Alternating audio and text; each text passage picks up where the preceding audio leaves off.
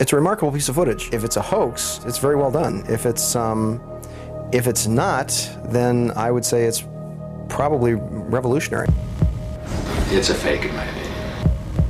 If you continue to ask questions that are out of bounds, I won't hesitate to terminate this interview.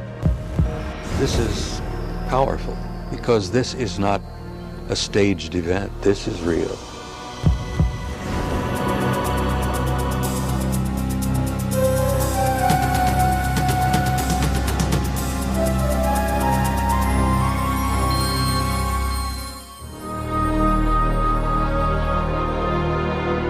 Interest in UFOs and Area 51 is at an all-time high. Last year, a highly rated TV special and best-selling home video purported to show an actual autopsy of an alien being from the famous Roswell, New Mexico crash of 1947. Many people and even some experts believed that autopsy footage was genuine. If that was indeed the body of an alien being from another world, could the footage in this program be the world's first hard visual evidence of an actual living and breathing alien being? An alien being communicating in an interview with a highly covert arm of the U.S. government? If the footage we're about to show you is genuine, then this could very well be the most important video in the history of mankind, proving once and for all that we are not alone.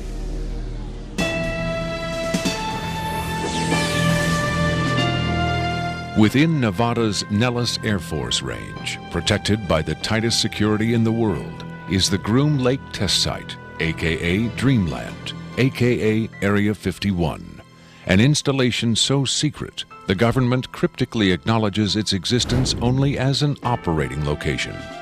Until recently, the military flat out denied the presence of such a base. It has served as the testing ground for many secret research and development projects, such as the U-2 and SR-71 Blackbird spy planes, the F-117A stealth fighter, and now the SR-75 penetrator, the super-secret replacement for the SR-71. Every morning, a select group of specialists with high security clearances, some reportedly as high as 38 levels above top secret, arrive at McCarran Airport in Las Vegas to be flown to Area 51 aboard a Boeing 737.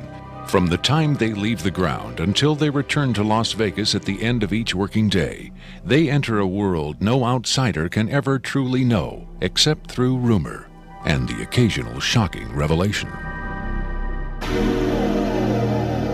In 1989, a physicist named Robert Lazar went public with the stunning claim that the United States government was test flying disc-shaped aircraft of extraterrestrial origin at Area 51. Interviewed in silhouette by a Las Vegas TV reporter, Lazar, calling himself Dennis, claimed to be employed at a site on the outskirts of Area 51 known as S4, where he was part of a team attempting to back-engineer the saucers to discover the secret of their advanced propulsion system. It was a very sleek, thin-looking, flying saucer-shaped craft. There were 9 total. I only got to essentially work, back engineer, or analyze one of the craft. It's very plain. It's all one solid color, a grayish pewter color, the same color as the outside of the craft. There are no sharp corners anywhere. Every device in the craft, the seat, the amplifier housings, everything has a rounded corner on it, almost as if it was all fashioned out of wax and then slightly melted, so everything curved, even where the ceiling meets the floor on the end. Everything has a curve to it.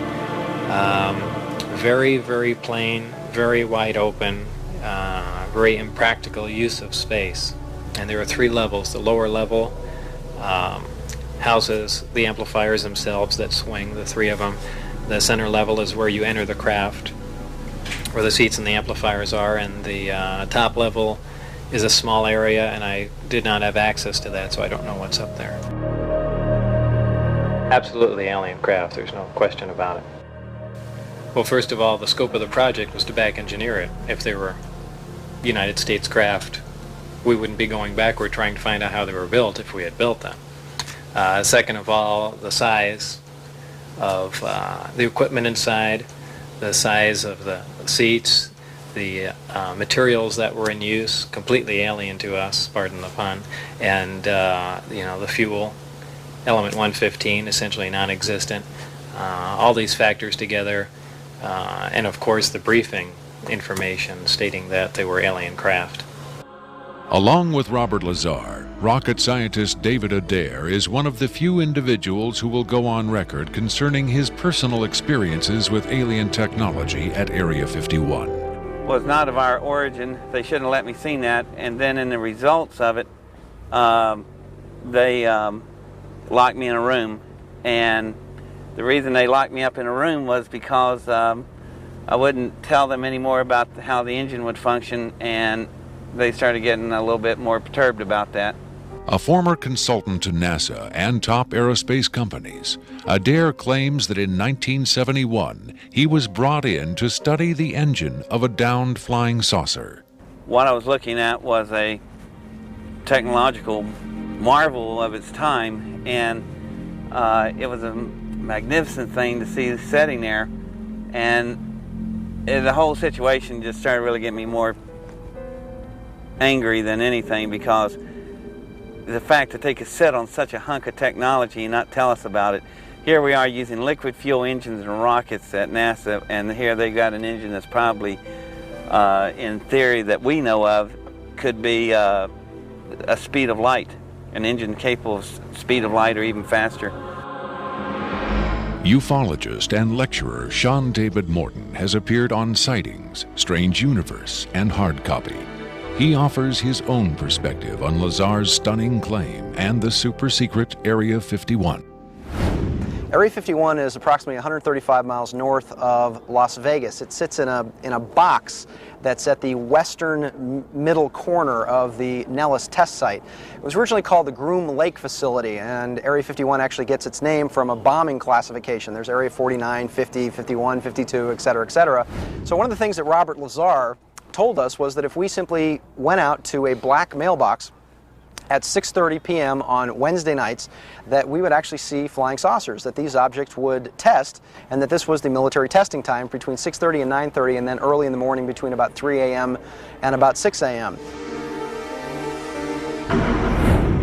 Vigorous efforts have been made by employees of the government and others to debunk Lazar's claims and discredit him personally.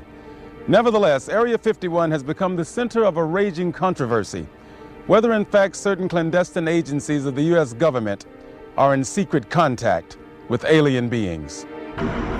Project Sigma was supposedly a deal between the United States government and various extraterrestrials that after the Roswell crash of 1947, that an organization called Majestic 12 was formed, and then in 1953, President Eisenhower was then brought in on this. Well, there was a negotiation going back and forth between the United States military, the government, and the extraterrestrials. Apparently, we had a number of things that the extraterrestrials wanted. Number one, the military needed hardware. We wanted technology, we wanted weapons technology, propulsion technology, metallurgy technology, and in exchange for this, the ETs were willing to trade us their hardware for our software, and software namely being us. What they primarily wanted was genetic material, and in exchange for that, they were willing to give us certain technological advances, like a number of flying saucers. It is out of Area 51 that the tape we are about to show you was supposedly smuggled. On Friday, July 26, 1996, the offices of Rocket Pictures, a producer-distributor of motion pictures and television programs, received a phone call. A male voice, identifying himself only as Victor, claimed to be in possession of a videotaped interview with an extraterrestrial being. Tom Coleman, president of Rocket Pictures, was intrigued enough to take the call. I, of course, thought this was some hoax. In fact, I thought it might have even been my brother at one point. But as we spoke, this was someone who seemed to be very serious. We went back and forth on this, and I basically decided that, this is a little bit too weird for me. Thank you and goodbye. As I hung up, I had a very strange feeling that maybe, just maybe, there was something here. He said he had a tape of a space alien, an ET, that was being held in a military installation in Nevada. I'm not sure as a prisoner or a guest. And he had this on tape. As we've already heard from Sean Morton and others, this is not the first time allegations have surfaced that the U.S. government is playing host to extraterrestrial biological entities, or EBEs. The first and most famous alleged contact was the Roswell flying saucer crash of 1947. This is the incident from which the alien autopsy footage supposedly originated. But there have been persistent rumors that not all of the aliens retrieved from the Roswell crash were dead. The final fate of the survivors, if any, is unknown. 2 years later, however, in 1949, another alien is reported to have survived a saucer crash, and this being, known as EBE-1, was taken into custody and kept at a safe house. EBE-1 supposedly suffered from chronic health problems, which the doctors of the time were helpless to treat. According to a controversial, possibly fraudulent briefing document dating from the Jimmy Carter administration, EBE-1 was interviewed by means of pictographs, from which it was learned that he came from the Zeta Reticuli star system. Can we eliminate one or more of these categories from discussion? The laborious process of developing a set of symbols that could be used and understood by both human and alien amounted to the creation of a new language. If such an effort was made, it represents the greatest achievement in linguistics since the deciphering of the Rosetta Stone.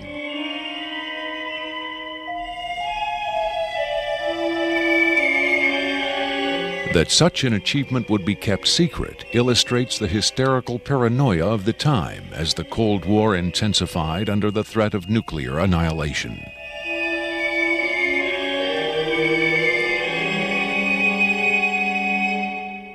The so-called Carter-Aquarius briefing document states that EBE-1 died of unknown causes on June 18, 1952.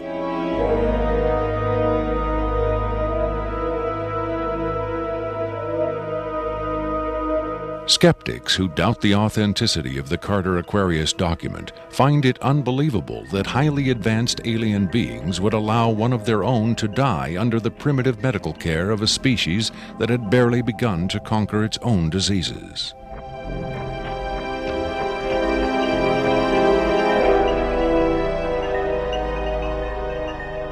But as we will hear, there are those who claim that to the aliens, death is not a final end to be feared, but a mere transition. It was in the late 40s and early 50s that the U.S. government's policy toward UFOs was formulated. Publicly, there was Project Blue Book, which made a great show of gathering data on all the major UFO sightings, finally declaring them all to be hoaxes, mass hysteria, or swamp gas. But secretly, there may have been another policy at work. Over the years, several documents have come to light which seemingly confirm that a clandestine group, Operation Majestic 12 Group, aka MJ-12, was formed by special classified presidential order on September 24, 1947, for the express purpose of gathering information on UFOs and extraterrestrials, while at the same time keeping such information not only from unfriendly powers, but from the American public as well. If indeed Area 51 has become the nation's repository for alien technology and possibly alien visitors, then the extra-constitutional justifications for such secrecy were developed in the MJ-12 Group's planning sessions. James B. Forrestal, Secretary of Defense under President Harry Truman, is widely accused of being the mastermind behind the creation of MJ-12. Once created, Majestic may have expanded its mandate beyond what Forrestal had intended. Whatever secrets Forrestal may have known concerning flying saucers and alien visitors, that knowledge died with him when in 1949 he mysteriously plunged to his death from a window at Bethesda Naval Hospital. Though he was being treated for depression, many UFO researchers doubt that his death was a suicide and point to the sinister workings of the possibly mythical MJ-12, which in their hypothesis may have been protecting its secrecy from a man who had come to believe the people had a right to know. As late as 1989, according to Bob Lazar, the identification badges at Area 51 read MAJ for Majestic. In December 1994, a document purporting to be the Majestic 12 Group Special Operations Manual was leaked to a noted UFO researcher. It contains the following directive under the heading Isolation and Custody. EBEs will be detained by whatever means are necessary and removed to a secure location as soon as possible. There follows this disturbing amplification. Although it is preferable to maintain the physical well-being of any entity, the loss of EBE life is considered acceptable if conditions or delays to preserve that life in any way compromise the security of the operations. From the beginning of the UFO age, it seems, secrecy was always the government's prime directive. In 1988, another anonymous government source, codenamed Falcon, claimed that a second extraterrestrial biological entity, EBE-2, voluntarily became a guest of our government, allowing himself to be examined and interviewed. In this scenario, Area 51 became, for a time at least, a sort of extraterrestrial embassy, the setting for mankind's first attempt at diplomacy with beings from another world. Different sources disagree as to how communication was established.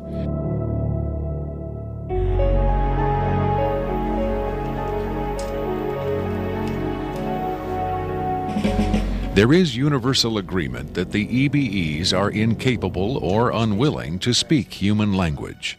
In addition to the pictographs used by EBE-1, it has been reported by Falcon that in the early 1950s, EBE-2 was fitted with some sort of artificial voice box, allowing him to speak words, and that he learned the English language very rapidly. Other sources doubt this story, however. By our kind, do you mean we Americans? What has been reported most persistently is that the aliens communicate via thought projection, or telepathy. They would have been tortured, made to give up their secrets, instead of questioned in this friendly manner. We cannot be forced to communicate. Has it been tried? Not by us. We speak to who's ever willing to listen. The idea of telepathic communication with alien beings carries with it the same doubts and controversy attached to telepathy itself. Do the practitioners of this ancient art really have the ability to read minds? Or are they crafty charlatans who simply tell the listener what he or she wants to hear? If the cynics are right, then the self-proclaimed telepaths recruited by the government in the 1950s were playing an astoundingly daring hoax by claiming to speak for the mute visitors from the stars. Defenders of telepathy call this notion preposterous and point to the long history of government-funded research into mind reading as proof that their science has merit. In the last 4 decades, there have been persistent, often contradictory rumors and even eyewitness accounts of other alien visitors meeting secretly with military or government officials. But what about today? The Tester Corporation has recently come out with a model kit of Gray, the extraterrestrial life form, and a scale model of the so-called sport model, the UFO Bob Lazar says he studied at Area 51. This UFO kit has quickly become one of the most successful model kits in the history of the company. If the military is, in fact, conducting tests of extraterrestrial spacecraft at Area 51, then where are the alien creators of these craft? In his first TV appearance under the pseudonym Dennis, Bob Lazar was asked if there are living aliens at Area 51. Clearly nervous, he evaded the question by saying, quote, "I really want to steer away from that right now," unquote. In subsequent interviews, however, he admitted catching a glimpse of two scientists talking to a strange short figure with long arms. He also reported seeing several documents that seemed to contain first-hand information on alien civilizations. Lazar is skeptical of a claim made by Falcon that a group of EBEs have been given complete control of a separate base within Dreamland. But he does admit having read a report of a tragic misunderstanding between military personnel and alien beings in the late 70s. Lazar states that it had to do with bullets the MPs were carrying, and that the bullets might explode, possibly due to a field the aliens had generated in that area. This encounter supposedly resulted in the deaths of all the humans involved by head wounds. But if there was ever a large-scale alien presence at Area 51, Lazar saw no evidence of it during his work at S4 in the late 80s. Is it possible that the deadly misunderstanding of 10 years earlier brought human-alien cooperation to an end? In his September 21, 1987 speech to the UN General Assembly, President Reagan himself did little to dispel the notion that this deadly misunderstanding brought human-alien cooperation to an end. In our obsession with antagonisms of the moment, we often forget how much unites all the members of humanity. Perhaps we need some outside universal threat to make us recognize this common bound.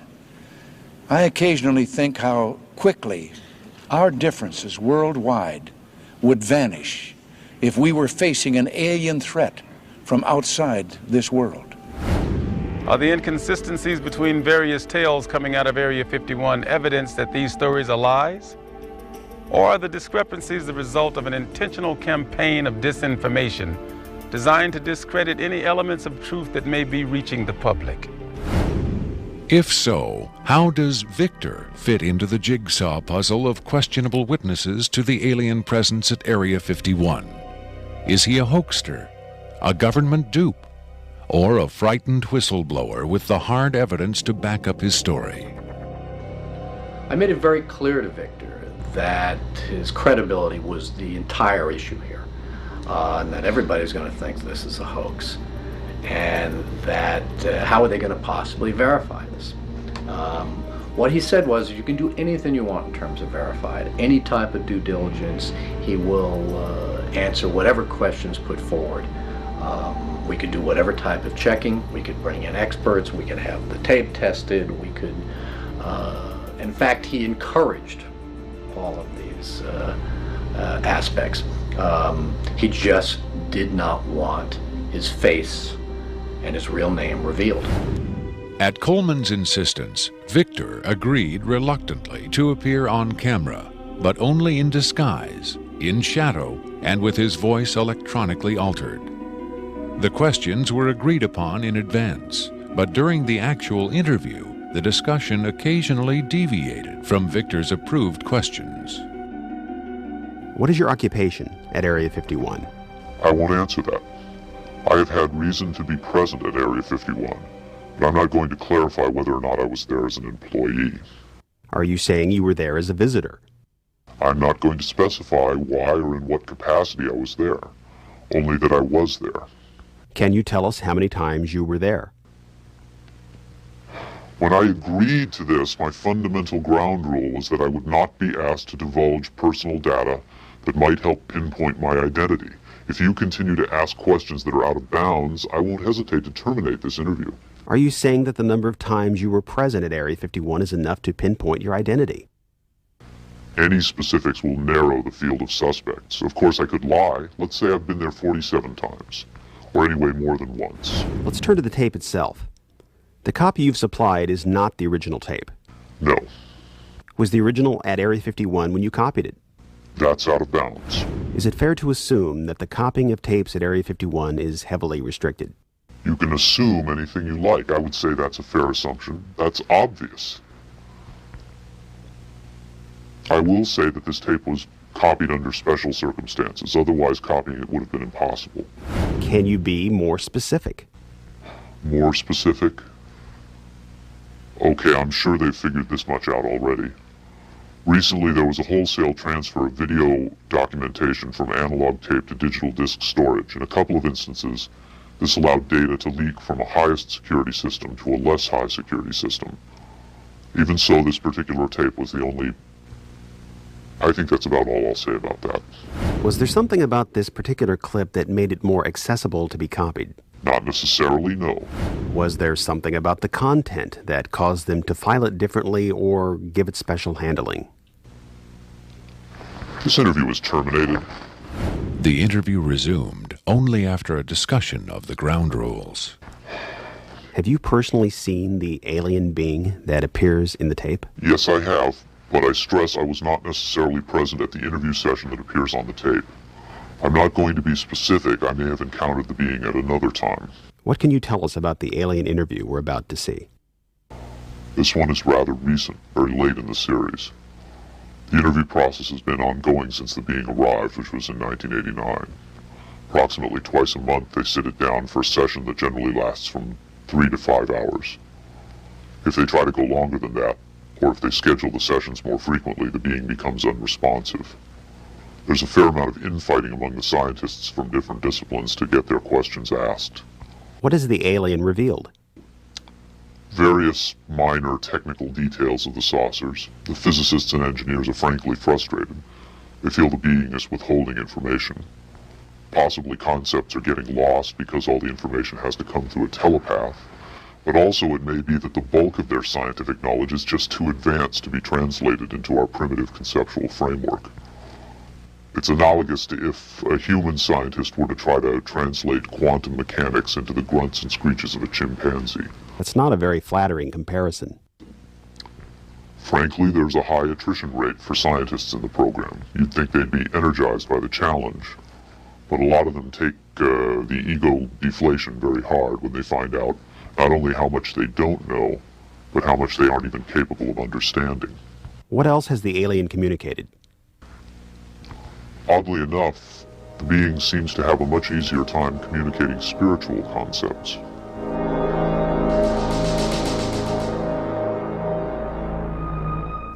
The human body is a vehicle, a vessel.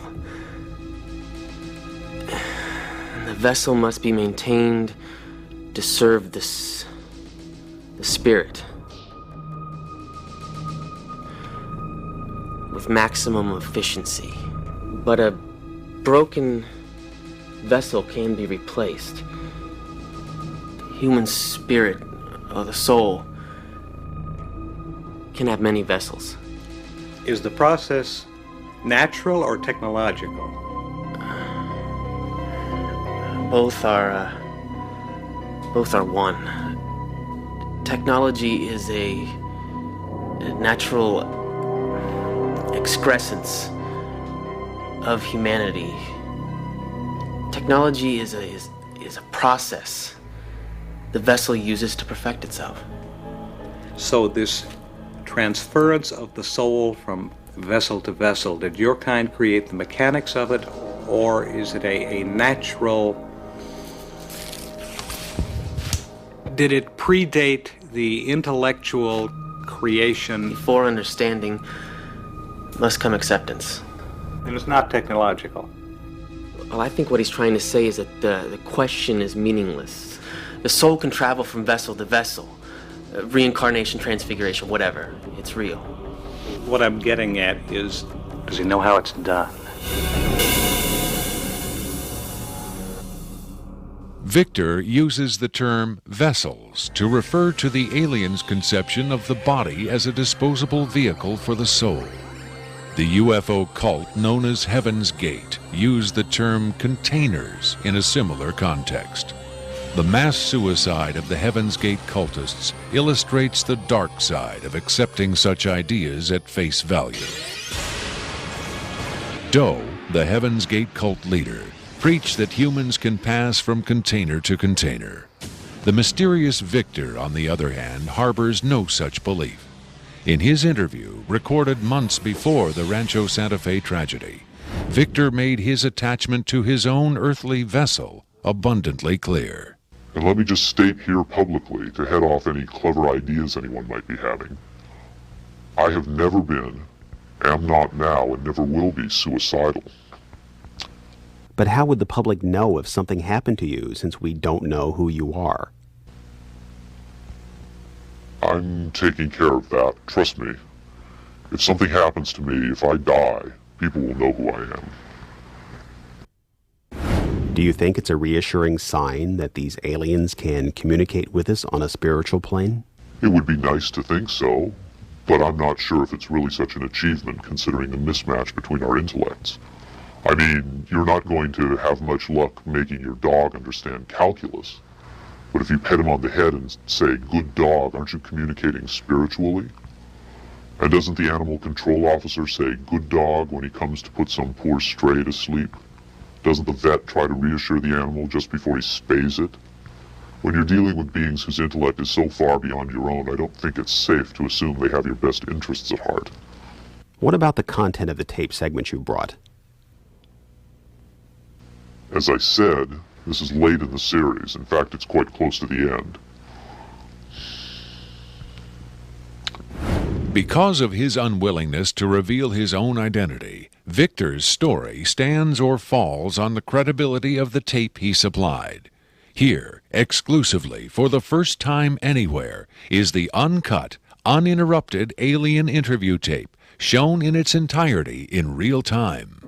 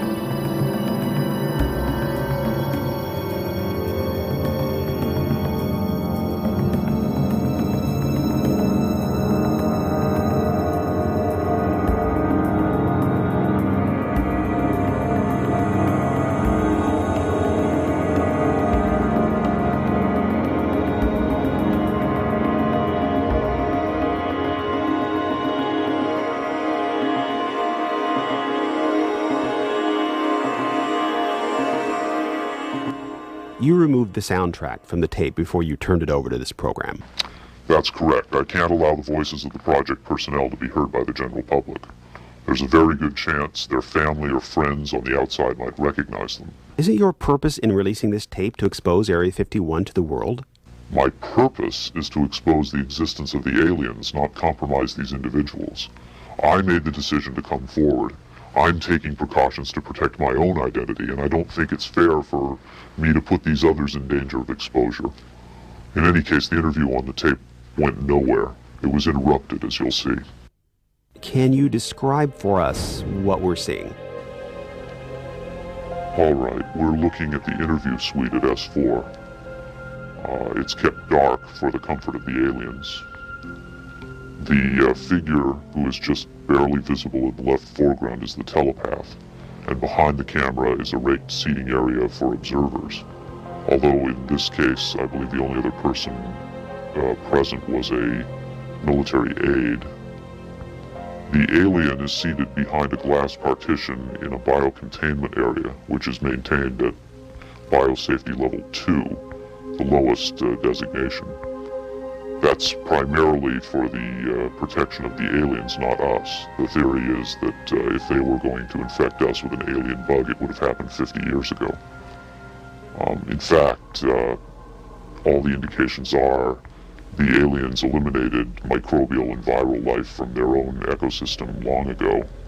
They aren't susceptible to our diseases directly, but it has been shown that microbes can reproduce and form colonies within their respiratory systems, which tends to exacerbate the debilities they seem to suffer anyway in our environment.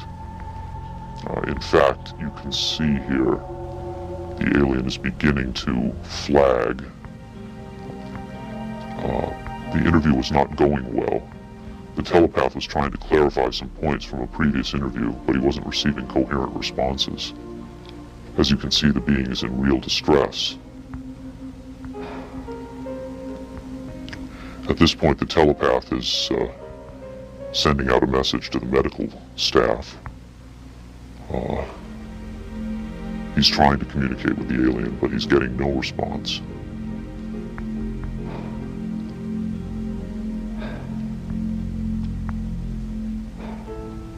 There's very little he can do. There's no direct connection between his space and the biocontainment area. That's the aide stepping in on the right. The medical staff should be there by now. They're slow in responding. There they are. I have to say the medical personnel at S4 are less than first rate. They tend to be selected for their willingness to keep secrets rather than their medical competence. By the way, he's not shining that light into the eyes. It looks that way, but in fact he's checking for hemorrhaging around the eye sockets and in the nasal cavity. I'm sorry. It's very hard for me to watch this.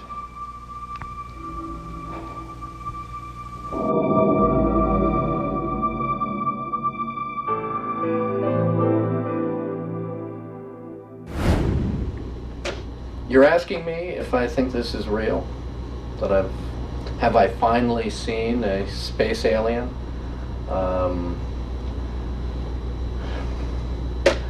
I don't know. But I do know this. I know that this is not a tricked up version like the Alien Autopsy. It doesn't attempt to distract you away from the alien. It doesn't have that cinema verite, black and white. It doesn't go to great lengths to try to fool the audience. Straight ahead. It's an alien on tape. Pretty much the way you'd probably film it. The point is this: what if it is real? In evaluating the authenticity of the alien interview tape, the logical place to begin is with the videotape itself. What can the technical details of this recording tell us about its origin? Rocket Pictures sent Victor's original tape to the Phoenix laboratory of renowned image analyst Jim Delatoso. Using the most up-to-date digital technology, Delatoso tried to determine the tape's authenticity. I've been exploring, looking at different aspects of the image itself to develop questions for a matrix on is it real or is it fake. I grabbed a frame in the computer and we're outputting it now in digital format, and you can see that we have an absolutely solid picture. What we've done is taken the picture and moved it over so that we can look at the information that's in between the frames.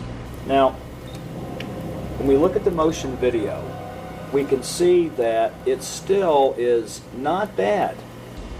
And when we have this little indicator down here, it tells me that the original image was transferred using some kind of time-based corrector.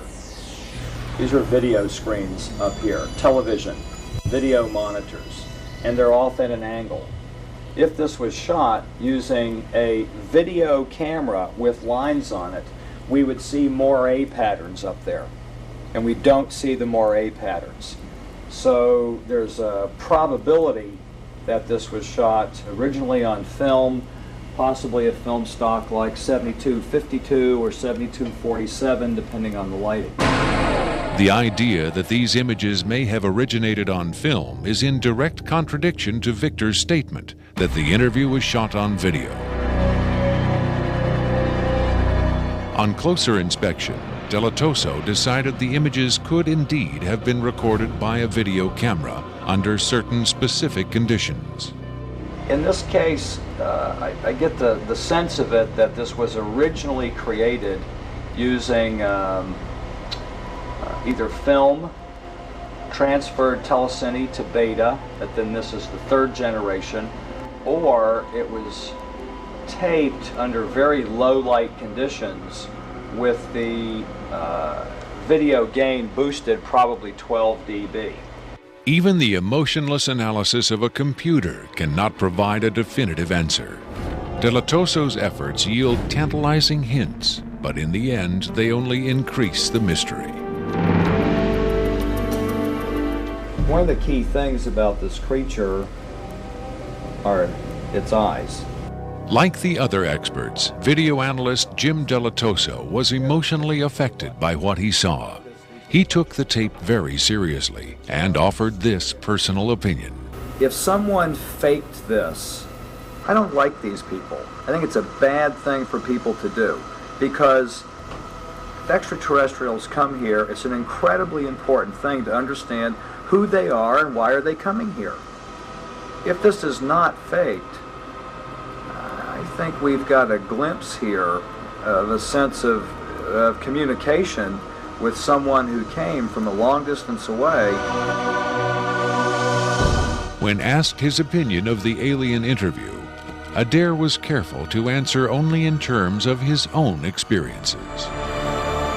If you're referring to the film where it's aliens being interrogated at Area 51, I don't know. I've never seen a UFO in my life. I've never seen aliens pickled in a jar or anything like that. But I know I saw an engine that wasn't from our terrestrial technology. If you're looking at an engine like that, it came out of a craft. If it come out of a craft, then that craft has occupants. So it's very logical to assume then that those occupants could still be here and they could be interrogating them, or they could have downed another craft since 1971. Makeup artist John Criswell has provided special effects creatures for many Hollywood motion pictures and television shows, such as Spaced Invaders and Babylon 5. Hired by Rocket Pictures to create the aliens for the recreation segments of this program, Criswell was very interested to finally see the real thing. By Hollywood standards, I would say it's a pretty decent puppet. Well, to be honest with you, I would love to buy this being real, but it's probably a hoax. Well, I think this is a really cool design, and it's a great concept, but I think I could have done better. Whoever did this, I mean, they could have a job in Hollywood in a minute, no problem. This one has a much creepier quality than the alien autopsy tape, I think.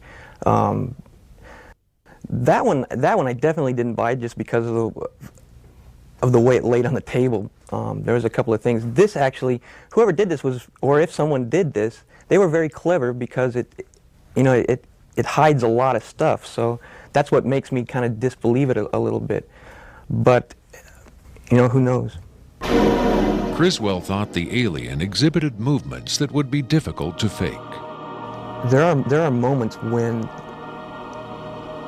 this looks very real, and I don't know how they did certain little things about this. So right when I would say that it's definitely a puppet, he moves a certain way, or he'll lift up in the frame and all that, and all these little things are important to the, you know, to the character of it.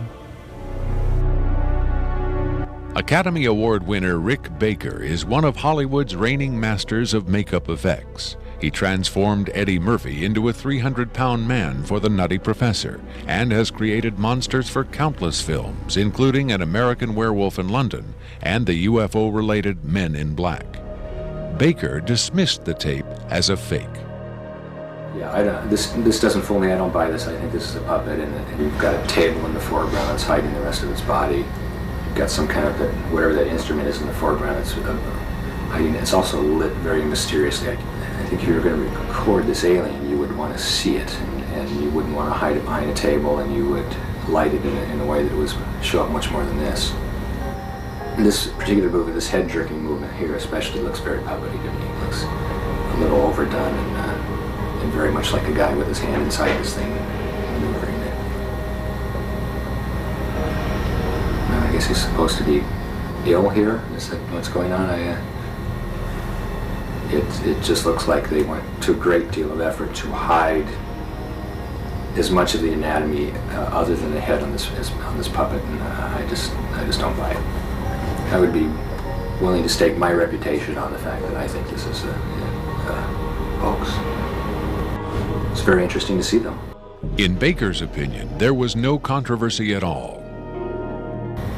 It's a fake, in my opinion. We could build better. We have built better. UFO expert Robert Dean, on the other hand, had no doubt whatsoever that the tape was authentic. This is powerful because this is not a staged event. This is real. In the 1960s, Robert O. Dean served as an Army intelligence analyst at NATO headquarters in Europe, where he claims to have seen first-hand evidence of alien beings and their artifacts. Retired from the Army, he is now a highly regarded UFO researcher and analyst. Dean was asked to view the tape and offer his expert opinion. They're treating him like a piece of livestock, wiping his lips. Calling on his own first-hand experience for comparison, Robert Dean was stunned and moved by what he saw. That breaks my heart.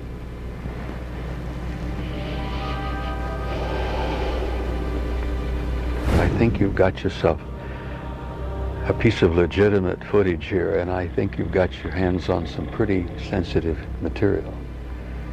I don't know how the hell you got this. I don't know who you got it from, and frankly, I don't want to know who you got it from. But you got yourself a tiger by the tail with this footage. I would say, and I know that that's one of the things you'll ask of me, is that you've got yourself some legitimate footage of one of the little guys being interrogated and filmed. And there's a reality to it, and there's a sensitivity to it that literally breaks my heart. But I tell you very strongly, you've got something here that is very sensitive. Well, I know that the level of classification on this kind of a thing is so far damned above top secret that you can't imagine how sensitive this kind of thing is, and how delicate it is, and how tightly the government sits on anything like this. Sean Morton looked for clues to the tape's authenticity in the technical details of the interview's setting. Okay, there's a couple of interesting things about the tape right off the bat. Morton tried to decipher the time code at the bottom of the screen. First off, what you're looking at in the time code is DNI, is Department of Naval Intelligence. So Department of Naval Intelligence, this would probably be a file number 27. It could be a security level, however, because security levels are supposedly go up to Q36, or the highest ones that we know about. The first interesting thing about that is that I'm noticing what looks like a medical monitor, and look at how slowly and erratic the heartbeat is. The heartbeat is literally 1, 2. It's very, very erratic, and it looks as though the heartbeat, being as erratic as it is only about, from counting that, it looks like it's about 30 a minute or so. Morton suggested an alternate explanation for the video's dim lighting. One of the unusual things about most of these particular race of aliens is they are very, very sensitive to light. So a lot of these interviews are conducted in very darkened rooms. To Morton's eye, many features of this alien dovetailed with accounts of other first-hand contactees. Another strange thing about the physiognomy of these creatures is, as well, is if you will notice that the neck itself is not at the back of the head like a human being is. The neck is actually in the center of the head, which is what actually gives it problems holding its head and its neck up. Whatever this is, it's being taken, the interview is actually being done through a piece of glass, which is probably something somebody faking the photographs probably wouldn't think about. Right there we see that the creature appears to be choking. The dark eyes, in many cases, are actually a form of lens that guards the creature against untoward sunlight. It's a remarkable piece of footage. I mean, it's very, very, very, very interesting. If it's a hoax, it's very well done. If it's not, then I would say it's probably revolutionary. Another expert who was asked to examine the tape was Michael Hesseman, one of Europe's leading UFO researchers and author of the international bestseller Beyond Roswell. When I got the first information about the alien interview footage, and when I saw the first picture, I said there might be a connection to a real incident. Hesseman was intrigued both by the alien's appearance and by Victor's claim that the being arrived at Area 51 in 1989. If it is authentic, it might be the most significant film ever published, ever shown on television. For several years now, Hesseman has been investigating reports that the South African Air Force shot down a flying saucer in the Kalahari Desert in 1989. According to Hesseman's sources, 2 survivors were retrieved from the downed saucer. One was sent to Wright-Patterson Air Force Base in Ohio, and the other to Area 51.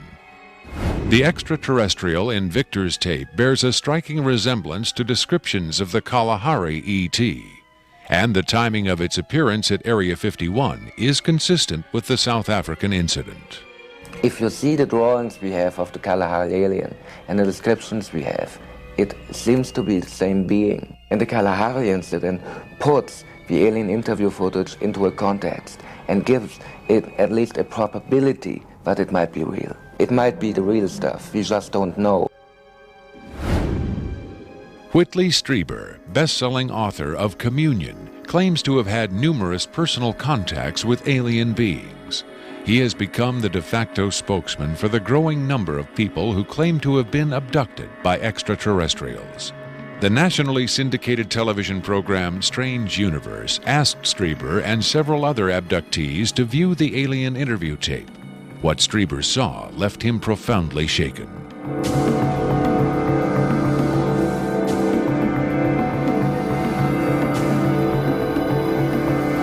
Strieber would not agree to be interviewed on camera for this program, but on Strange Universe, he had this to say.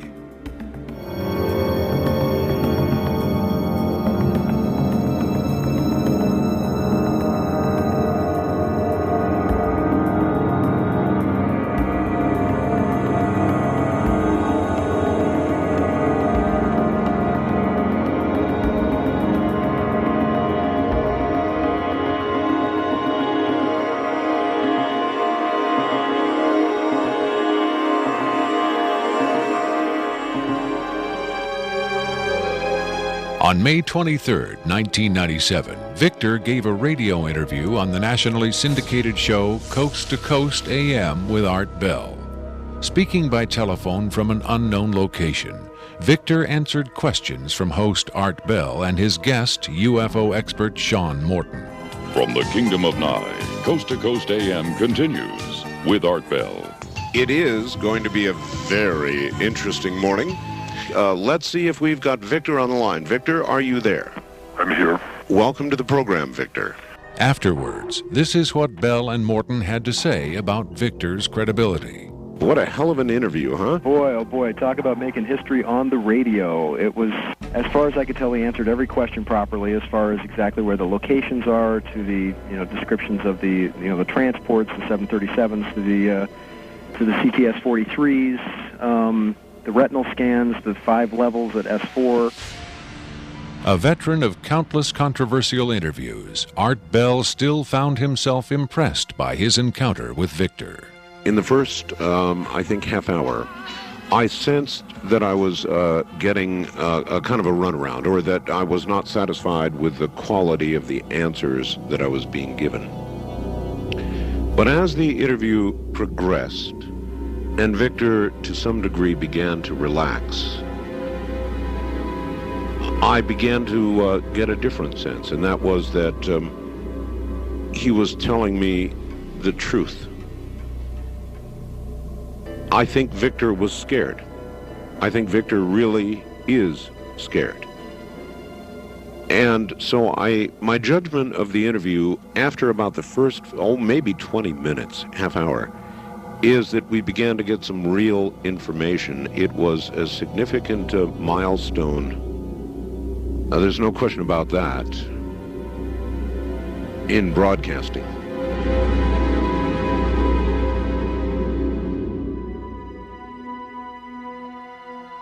If the government has really been in contact with superior aliens, wouldn't we see some evidence of it? For instance, amazing new scientific discoveries. Limitless free energy? A cure for cancer? We might if the government's motive were the betterment of mankind. The government's motive is control. And just as much as they crave control, they fear loss of control. Knowledge is power, but power does not necessarily confer competence. The people at the top of this program are intellectually very average. They're not capable of making proper use of what's been handed to them, but they have no intention of letting anyone else ever get a chance to solve the puzzle. And let's not forget there's also the real possibility that the government is being manipulated by the extraterrestrials for their own purposes. You could have released this tape to the news media, but you insisted on being paid for it. Doesn't that cast doubt on your own motives? Yes, and I was aware of that going in, but that's a cross I'm prepared to bear. I find it disgusting that the most important event in human history is being kept secret simply because certain unimaginative officials have the power to do so. But at the same time, I do see the irony in my own actions. All I can say is, had I had the choice, I would not have insisted on profiting from this revelation. But since by lifting this veil, I've endangered not only my career, but possibly my life, I felt the need for some small measure of monetary freedom to deal with any eventualities. And let me say, I could have demanded significantly more money than I did if I had been willing to compromise my anonymity. There have been other whistleblowers who jumped at the chance to become celebrities, which I think casts even more doubt on their motives than some people may be casting on mine. Do you believe your life is in danger as a result of making this tape public? I would hope not. I would like to think my government is a little more civilized than that, but at the same time I don't intend to give them the chance to prove me wrong. At any rate, to a certain extent, I'm counting on being disbelieved. Obviously, they would like me to be perceived as a hoaxer.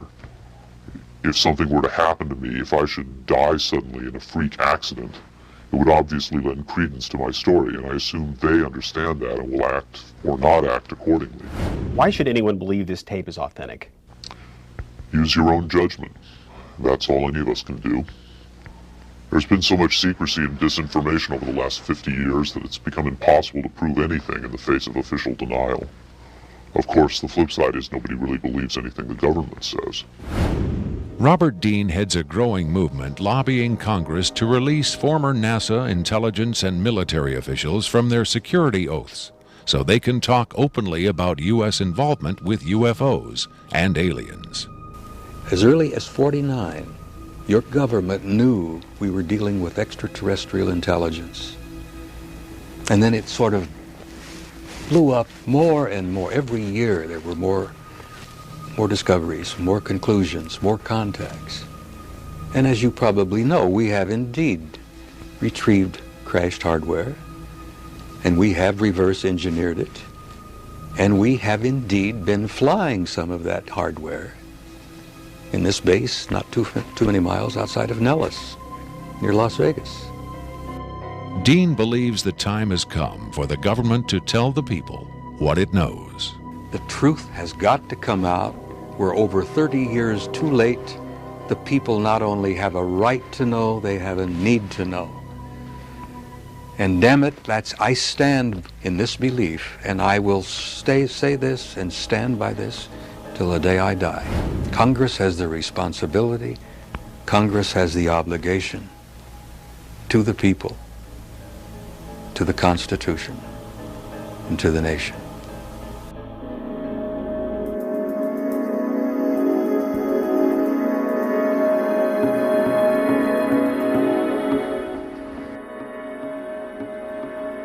Did this alien die? I can't answer that with certainty. I do know the interviews came to an end. Whether the being died or was retired, and I don't mean that in the spy thriller sense of having it killed, I mean retired from the interview process. I just don't know. I'm fairly certain it didn't go home, at least not in the physical sense. But these beings, they don't seem to be very concerned about dying or avoiding death. Why do you think that is?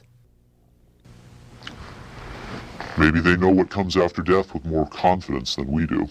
Maybe there's another vessel waiting for them on the other side. The other side? Yes, which may in fact be where they come from in the first place.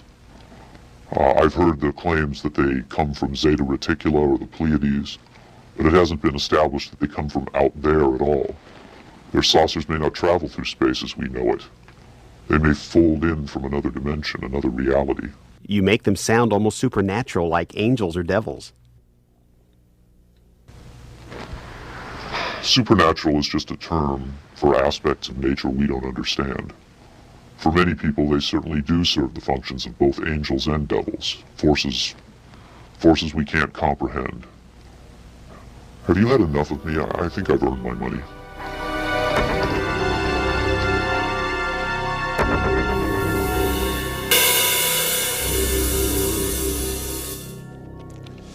Is seeing believing? Can the images on this little tape really be what Victor claims? To even take the question seriously requires a belief in the possibility of wonder, a willingness to accept an almost unimaginable truth. It's far easier and safer to label it a hoax. I'm standing on Nevada Highway 375, America's official extraterrestrial highway, redesignated last year by the legislature in acknowledgement of the worldwide fame that has become attached to this desolate spot. Beyond those mountains is Area 51, the most widely discussed secret place on Earth. Whether as a hoax or mind-expanding revelation, this alien interview is now a part of the Area 51 legend. There will come a day when the secrecy at Area 51 ends. When that day comes, then we will know whether this tape was real and what the true motive was for its sudden appearance. Until then, we can only speculate, investigate, and hope.